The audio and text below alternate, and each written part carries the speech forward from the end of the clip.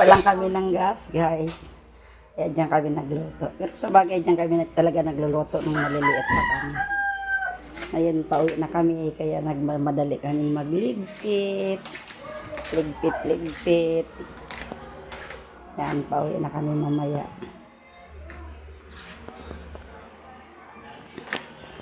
Wala ng tao na naman. Uwian na. Uwian na, girl. Maligo na kayo. Maya-maya may sundo na tayo.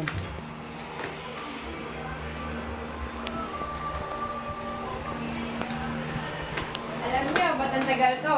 Bakit?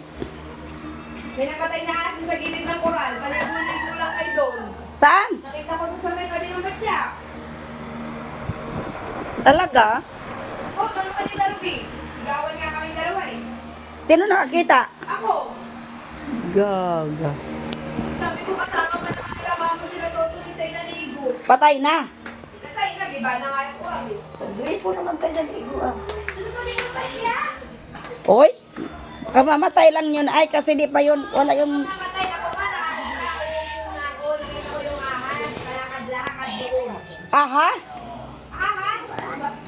Sabi ko Kala- aso. Ano ka bang gulo mo, girl? Ahas? Ready na kami. Yan, uwian na kasi. Uwian na, tapos na ang bakasyon. Nasaan ka ba naligo?